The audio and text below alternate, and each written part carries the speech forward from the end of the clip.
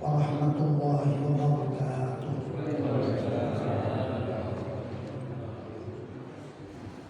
Innal hamdalillah nahmaduhu wa nasta'inuhu wa nastaghfiruh wa na'udzu billahi min shururi anfusina wa min sayyiati a'malina. Man yahdihillahu fala mudilla lahu wa man yudlilhu fala hadiya lahu. Asyhadu an la ilaha illallah wahdahu la syarika lah wa asyhadu anna sayyidana wa nabiyyana Muhammadan abduhu wa rasuluh. Allahumma shalli wa sallim wa barik ala sayyidina Muhammadin wa ala alihi wa sahbihi wa sallim tasliman katsira. Amma ba'd. Jamaah salat maghrib Masjid As-Sakinah yang dirahmati Allah Subhanahu wa Ta'ala, patut kita bersyukur kehadiran Allah. Malam hari ini Allah masih mempertemukan kita, memberikan kesempatan kita bersama-sama bersilaturahim di rumah Allah. Mudah-mudahan pertemuan kita di malam hari ini senantiasa mendapat ridho dari Allah Subhanahu wa Ta'ala. Amin. Amin ya Allah.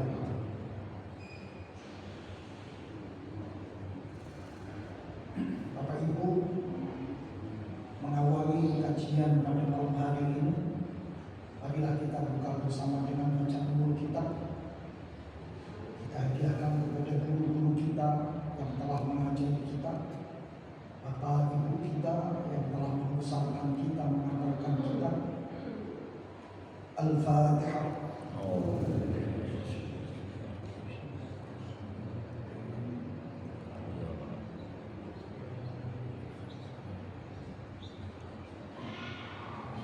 Ada kajian sebulan yang lalu bersama-sama kita renungkan tentang ikhtiar kita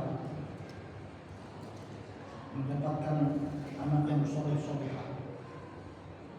Sepulang dari sini saya buka kalender, saya lihat tanggal bulan Desember ini minggu keempatnya ada kok pas tanggal 27. Akhirnya saya berkeinginan untuk melanjutkan tema itu, dan kebetulan tanggal 22 itu adalah hari ini. Bapak Ibu, ternyata hampir di setiap negara di dunia ini memiliki hari yang pelaksananya dilaksanakan berbeda-beda. Kalau di Indonesia dilaksanakan diperingati pada tanggal 22 Desember. Kalau di negara-negara Eropa dan Amerika, peringatan Hari Ibu ini jatuh pada hari Minggu kedua bulan Mei. Sementara di negara-negara Arab seperti Mesir, Iran, Saudi Arabia, dan lain sebagainya, Hari Ibu ini jatuh tanggal 21 Maret. Walhasil ternyata dunia ini mulai melihat betapa besarnya peran seorang. Bahkan kalau kita teringat saat Piala Dunia beberapa tahun yang silam, pemain sepak bola Maroko ini rupanya mendapat penghormatan dari raja. Mereka semua dipanggil ke kerajaan untuk mendapatkan penghormatan.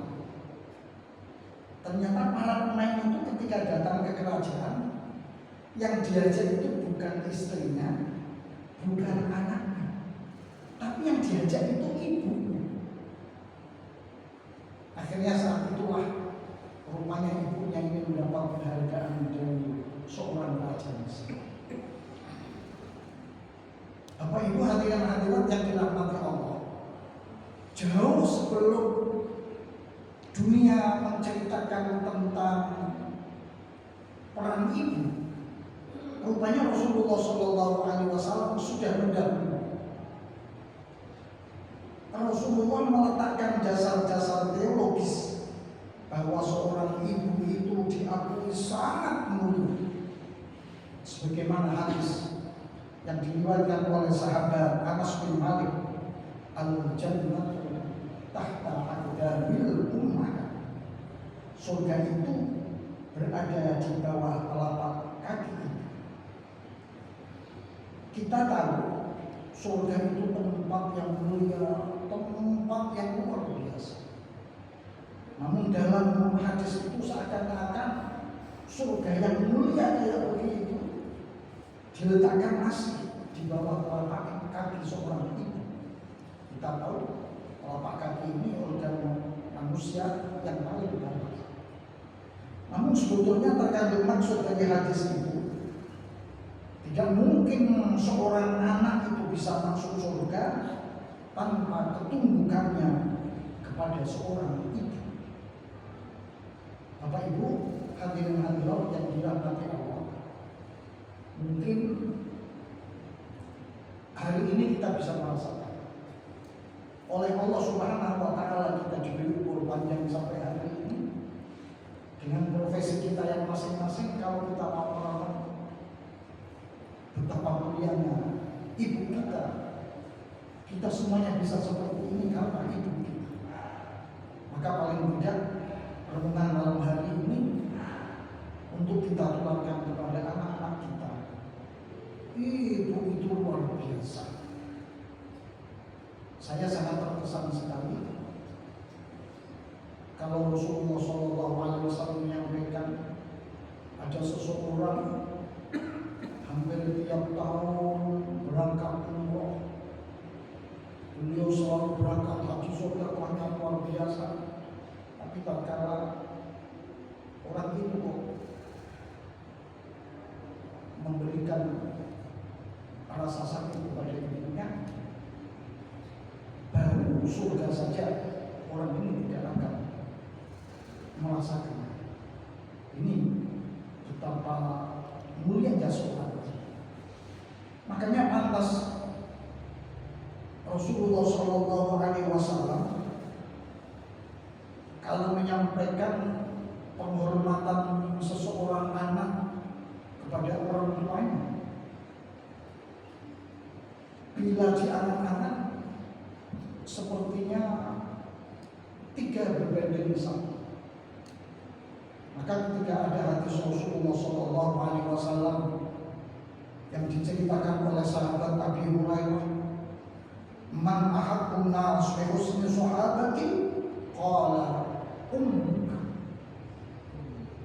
qala thumma man qala ummuka qala thumma man qala ummuka qala thumma man qala abuka. Suatu hari datanglah seorang laki-laki kepada Rasulullah. Orang itu bertanya kepada Rasulullah, siapakah di antara manusia yang paling berhak kami sikapi dengan baik, wahai Rasulullah? Rasulullah menjawab, ibu. Kemudian laki-laki tadi tanya, kemudian siapa lagi, wahai Rasulullah? Ibumu. Tanya lagi, kemudian siapa lagi ya Rasulullah? Ibumu. Baru yang keempat, ketika ditanya siapa lagi Rasulullah? Ayah. Ada apa sebetulnya Rasulullah SAW menyampaikan penghormatan kita seorang anak kepada ibu sampai 3 kali? Rupanya rahasia ini dapat kita lihat pada surat Luqman ayat 14. Allah Subhanahu wa Ta'ala berfirman, wa wassayna al-insana biwalidayhi hamalathu ummuhu wahnan 'ala wahnin wa fisaluhu fi 'amain an ishkur li wa liwalidayka ilayya al-masir. Dan kami perintahkan kepada manusia untuk berbuat baik kepada bapak ibu, ibunya yang telah mengandungnya selama di dalam keadaan susah payah dan menyapainya dalam usia 2 tahun. Bersyukurlah kepadaku dan kepada ibu bapakmu, hanya kepada Allah engkau akan kembali. Bapak Ibu hadirin hadirat yang dirahmati Allah, dalam hadis ini rupanya kalau kita mau mengangan-angan kehidupan seorang anak, fase kehidupan seorang anak ini lahir ke dunia ini dengan 4 fase. Fase yang pertama adalah fase yang melibatkan partisipasi ayah dan ibu, di mana fase ini sel telur seorang ibu tidak akan mungkin terbuahi kecuali dengan bertemunya sperma seorang ayah. Maka di fase pertama inilah ayah ikut andil. Tidak mungkin sampai sekarang digantikan sperma seorang laki-laki semuanya perempuan. Rupanya di fase pertama inilah ayah kita berperan. Ketika sperma seorang ayah bertemu dengan ovum ibu, disitulah awal pertama kali manusia ini dijadikan oleh Allah Subhanahu wa Ta'ala. Namun ternyata 3 fase berikutnya ayah ini sudah ada ikut campur. Begitu sperma dengan ovum bertemu, akhirnya seorang ibu itu mengandung. Tidak ada mengandung ini diganti ayah. Ini mulai yang namanya beban seorang ibu luar biasa. Di saat mengandung, kemanapun pergi kita ini selalu diajak. Dan fase yang kedua inilah orang yang selalu merasa betapa ayahnya yang seorang ibu. Kemudian fase yang ketiga melahirkan. Di saat melahirkan, ya orang yang betul-betul mengurus anaknya seorang ibu. Bahkan bapak ibu kadang-kadang ngomong saja, ibu tidak bolak-balik anaknya ibunya mau melahirkan anaknya bolak-balik hanya minum saja. Kadang-kadang stres sendiri. Tapi ibu itu betapa itu yang namanya partisipasi ibu itu luar biasa. Yang keempat, begitu sudah lahir, anak ini disusui itu pun yang punya kegiatan rutin ya ibu, bapak tidak sama sekali. Makanya pas kalau Rasulullah tadi menyampaikan 3 berbanding 1, betul. Ayah ini hanya yang pertama. Yang pertama tidak ada susahnya, malah kadang-kadang nikmat itu yang pertama. Tapi begitu kedua, fase kedua, ketiga, keempat, ternyata peran ibu luar biasa. Makanya Bapak Ibu hadirin hadirat yang dirahmati Allah, marilah satu saat ketika kita bersama-sama dengan anak-anak kita ini sudah berpikir, ya Allah, betapa besarnya peran seorang ibu terhadap anak.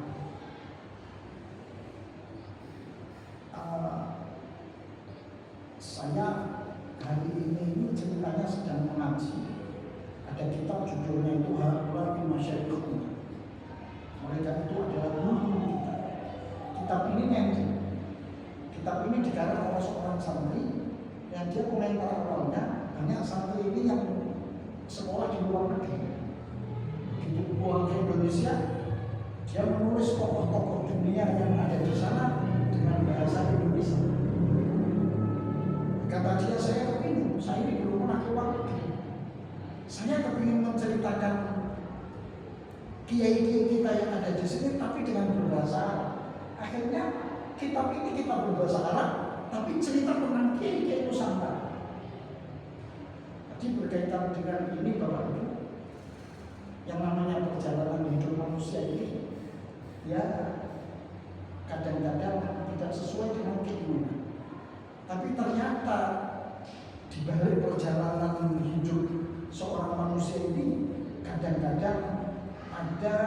satu hal yang akhirnya akan membawa manusia ini justru menemukan jalan yang luar biasa. Hari ini kalau kita cerita kepada orang tua, posisi kita kepada orang tua, kita cerita kepada anak-anaknya, yang bijak lah. Kadang-kadang hari ini orang tua ini kalau sudah diceritain di keluh kesah sama anaknya, hanya sekilas membela anak tanpa tahu sebetulnya di balik itu terkadang ada apa ya? Ada rahasia di bawah. Di sini saya menarik al-hikayatul tsalitsah fi-shabr. Cerita yang ketiga ini cerita tentang kesabaran seorang ayah. Ternyata sabarnya seorang ayah ini kadang-kadang bisa membuahkan hasil anak yang luar biasa. Kita kan kadang-kadang kalau seorang laki-laki punya istri yang taat, yang mau diberi apa saja saja. Begitu ternyata tidak sesuai dengan keinginannya, gampang-gampang ganti yang lain, gampang-gampang carikan yang lain. Nah, kisah ini itu menarik.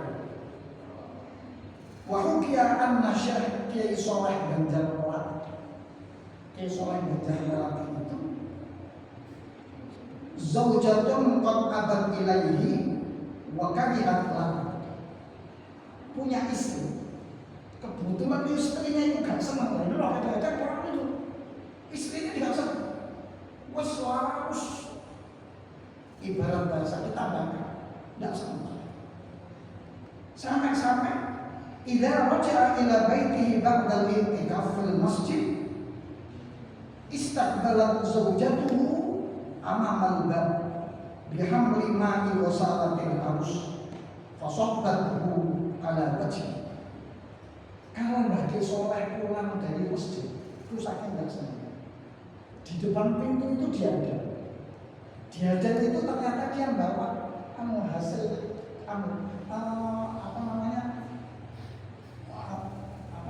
pesusannya orang mau anak nasi itu kan di pesusan. Nah, pesusan itu disiapkan. Jadi aman tak kok dikilat. Ini kira-kira kalau terjadi apa? Sesok mulia. Kira-kira kan gitu. Sesok mulia. Ternyata yang namanya Mbah Kiai Soleh itu muncul lagi. Fasobara syekh ala isalatihi wa kana hadha ashru sinina. Sabarnya Mbah Kiai Soleh itu sampai 10 tahun. Dia apa-apa itu sabar sampai 10 tahun. Jadi modelnya istrinya kan begitu terjijal terus sampai 10 tahun. Fabada dalika qadimat wa tabat thumma rusika bi auladin sulaha. 10 tahun itu istrinya baru terbuka. Kira-kira sadar, taubat, akhirnya baik betul sama Mbah Kiai Soleh. Sabarnya Mbah Kiai Soleh dengan istri yang kayak begitu, ternyata akhirnya beliau ini menurunkan anak-anak yang istimewa.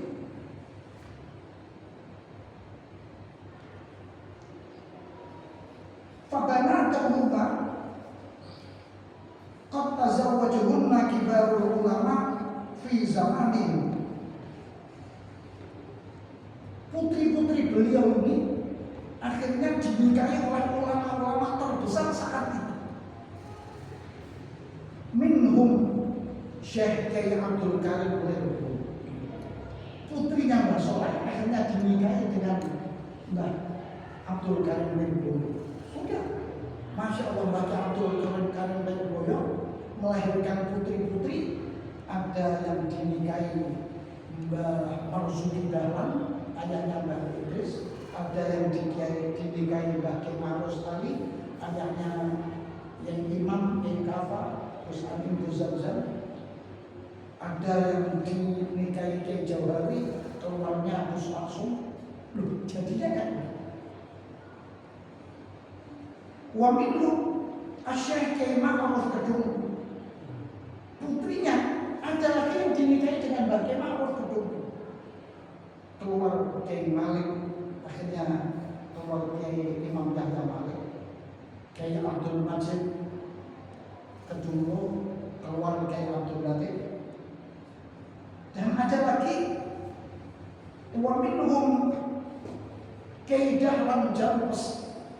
Kiai Dahlan Jampes itu punya anak Kiai Ehsan Jampes yang punya Sirajul Talibin Alam Kitab. Kiai Marzuki Dahlan bapaknya mati. Itu ternyata dari kesabaran seorang suami kayak begini.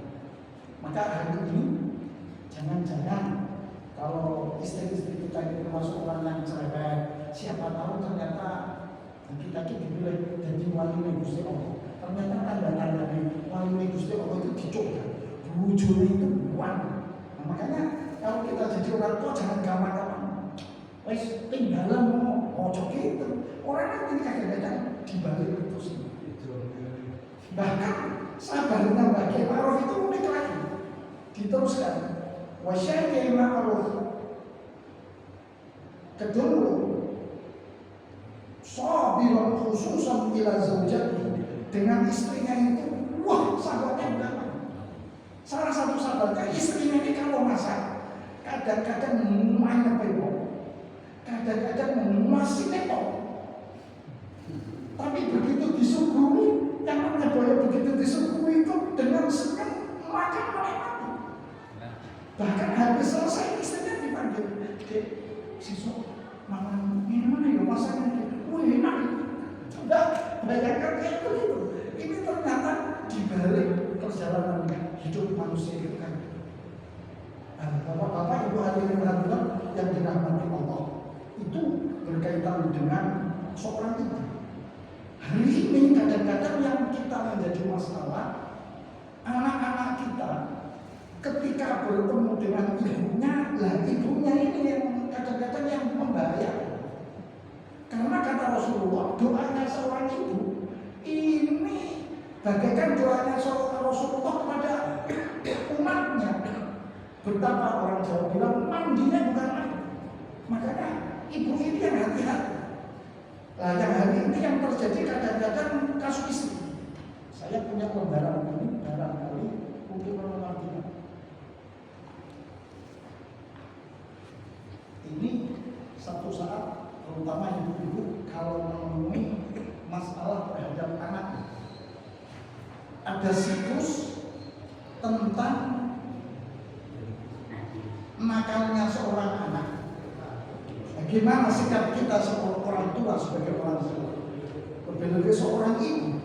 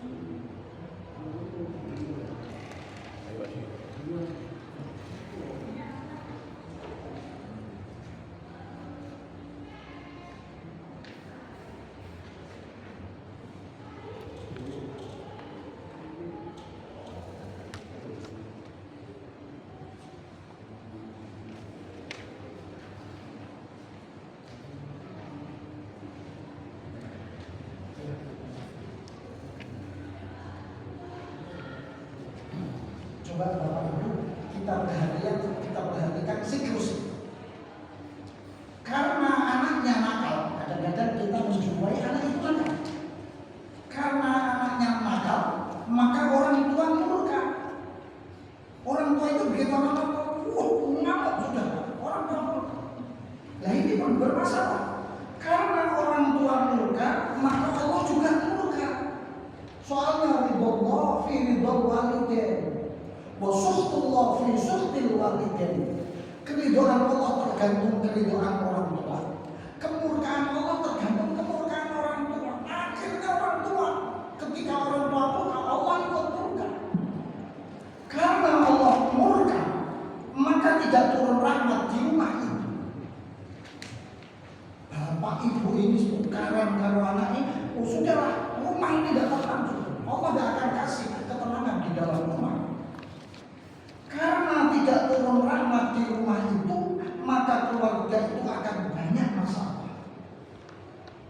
Karena keluarga itu banyak masalah, maka anaknya tidak merasakan kebahagiaan dan tidak nyaman, sehingga akan makin nakal. Anak itu kan, anak nakal, wong tuane muring-muring, Gusti Allah gak suka. Anak ini yang kasih.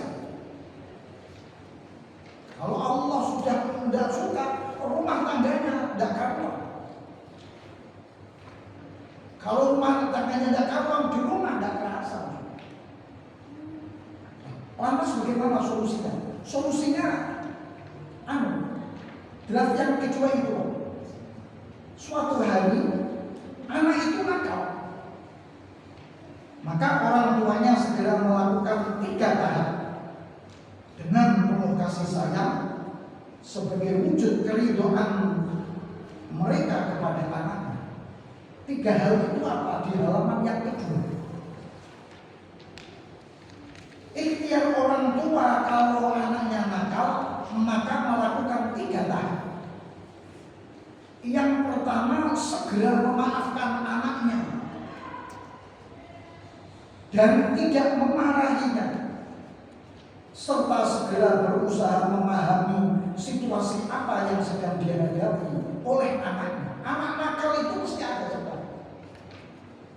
Jangan kita muring-muring dulu kepada anaknya. Ketahuan dia mohon maaf, ya kita maafkan. Dia salah mengakui salah, ya kita maafkan. Tapi mereka perlu dilakukan apa ini penyebab anak ini nakal. Makanya yang pertama.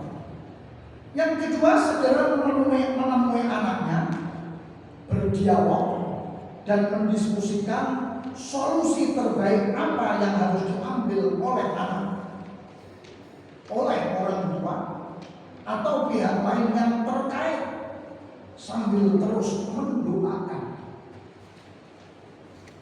Diajak ngomong, oh masalahmu ternyata begini, kamu temannya siapa? Kok bisa-bisanya kamu seperti itu?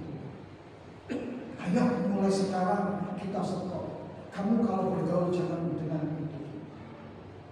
Tanpa harus memarahi yang luar biasa, tapi kita mendoakan kepada anak. Yang ketiga yang paling penting, segera melupakan segala kesalahan anaknya dan tidak mengungkit-ungkitnya kembali. Ini kadang-kadang orang tua gitu.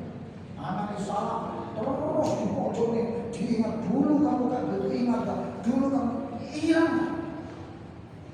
Makanya ternyata skemanya Bapak. Suatu hari anak itu nakal, orang tuanya segera melakukan 3 tahap tadi yang di halaman kedua, dengan penuh kasih sayang sebagai wujud keridhaan mereka kepada anaknya. Artinya bukan ridho kepada kelakuannya, tapi ridho kepada anak itu diciptakan Allah untuk kita, dititipkan kepada kita. Dulu apa kita tidak ingat toh? Kalau kita selalu minta kepada Allah, kepingin punya anak turun, kepingin punya anak turun, begitu dikasih, kadang-kadang kita lupa.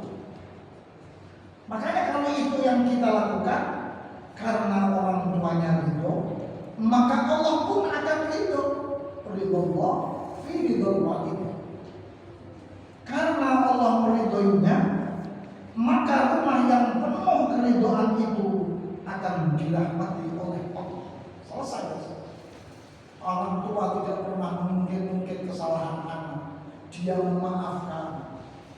Dia senang, iya Karena rumah itu penuh dengan rahmat Allah, maka keluarga itu akan penuh dengan kasih sayang sehingga jadi makin bahagia.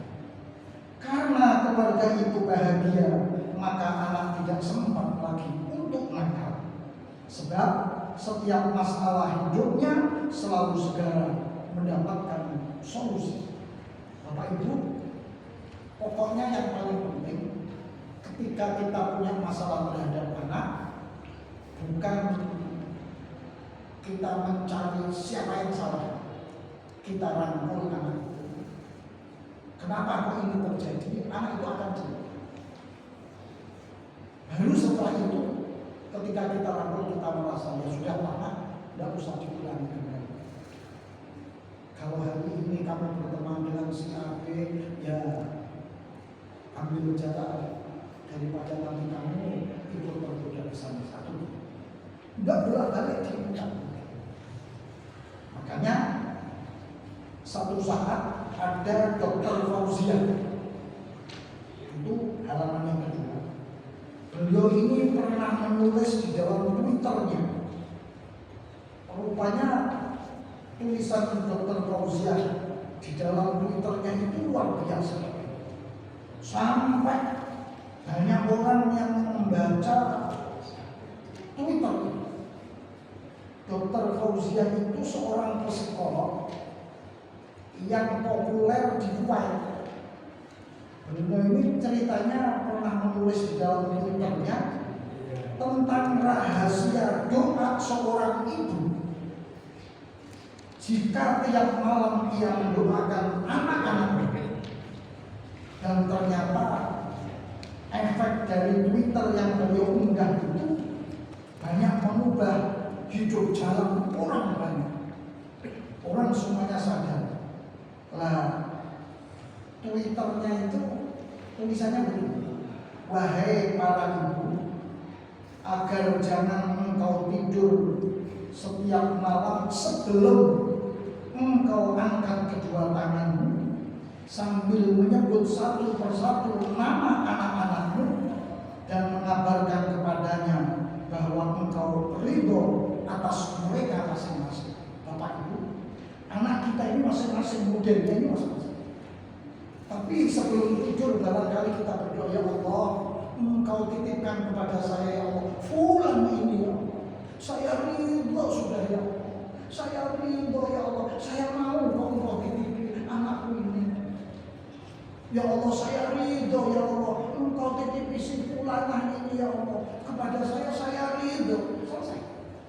Makanya kalimat doanya itu Allahumma inni usyiduka anni radiyatan an ibni, kalau itu anak laki-laki, an binti atau ibnati kalau itu anak perempuan, sambil kita sebut.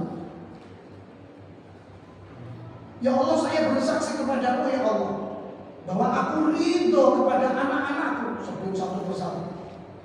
Tamamar ridho, dengan ridho yang sempurna. Wa kamalan ridho, dan dengan ridho yang paling komplit.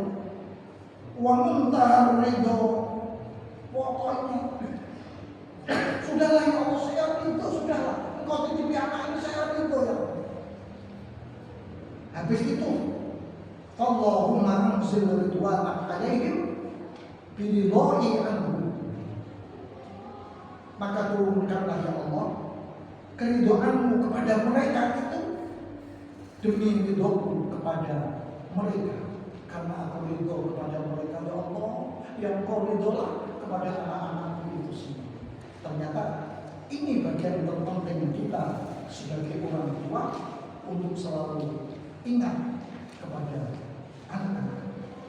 Maka sekali lagi, lebih ibu-ibu, anak kita modelnya kayak apapun, jangan sampai kita ini ada perasaan marah.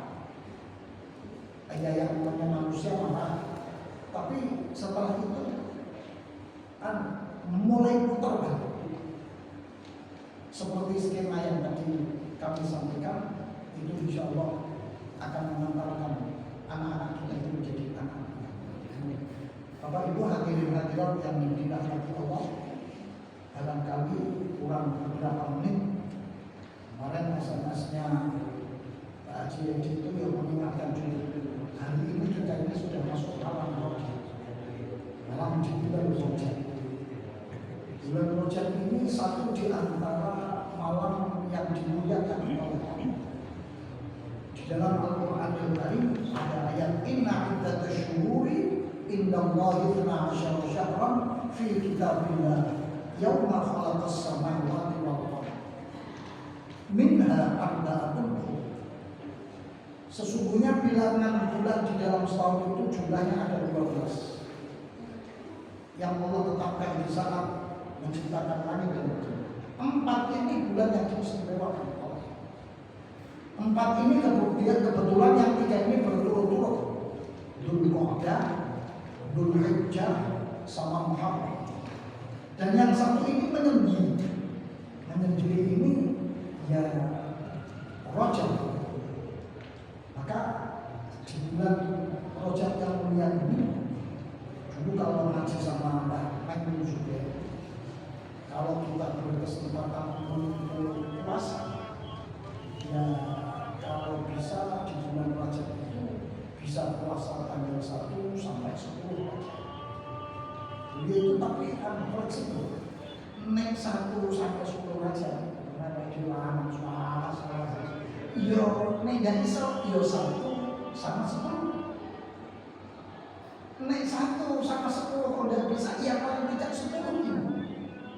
Ternyata beliau ini kalau menceritakan karena di tanggal 10 Rajab itulah rupanya Allah Subhanahu wa Ta'ala menitipkan sukmanya Sayyid Abdullah pada janinnya Sayyidah Aminah. Makanya 9 bulan kemudian Rasulullah lahir di bulan Rabiul Awwal. Makanya namun kalau cerita seperti itu. Kemudian yang kedua, kita masuk di bulan Rajab ini, kalau ada kesempatan Ba'dal Maghrib ini membaca Rabbil firli warhamni wa tub alayya. Bapak Ibu, senyampang kita masih berada di malam bulan Rajab, mari kita baca bersama yang paling tidak 3 kali. Bapak Ibu ulang saja. Bismillahirrahmanirrahim. Bismillahirrahmanirrahim. Rabbil firli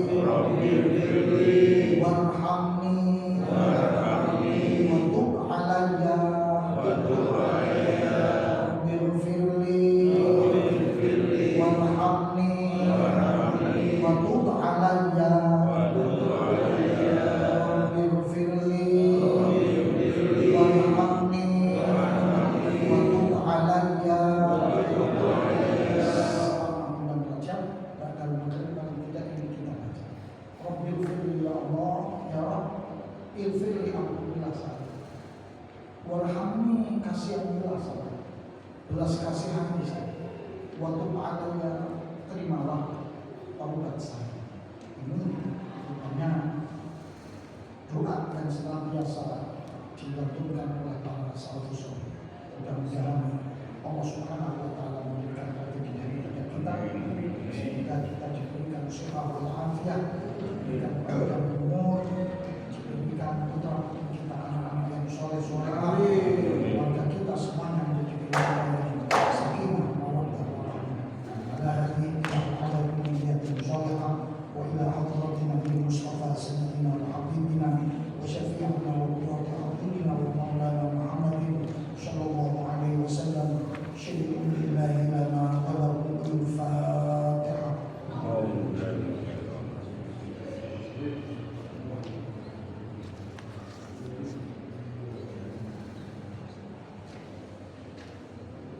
Bismillahirrahmanirrahim. Alhamdulillahi rabbil alamin. Allahumma shalli wa sallim wa barik ala sayyidina Muhammadin wa ala alihi wa sahbihi ajma'in. Ya Allah, ya Allah, ya Allah. Ya al-Fatihah, usayyid al-Fatihah, wa nur al-Fatihah, bijai man nuzilat alaihi al-Fatihah, wa kathir jilan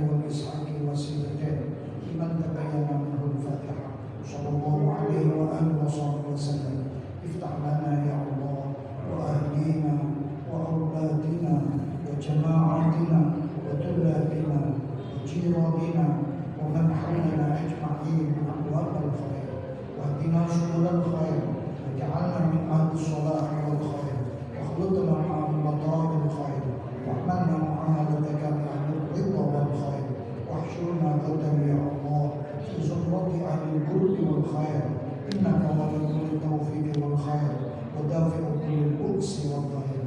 اللهم يا من وفق عمل الخير للخير وأعنهم على الخير ويسر لهم للخير وختم لهم بالخير، ووفقنا للخير وأعنا على الخير ويسر لنا للخير، واختم لنا منك يا الله باللطف والعفو والعافية والخير، إنك على كل شيء قدير وبإجابة الدعوات الصالحة جدير. وصلى الله على سيدنا محمد وعلى آله وصحبه وسلم، والحمد لله رب العالمين، بحق ونور وسر سورة الفاتحة.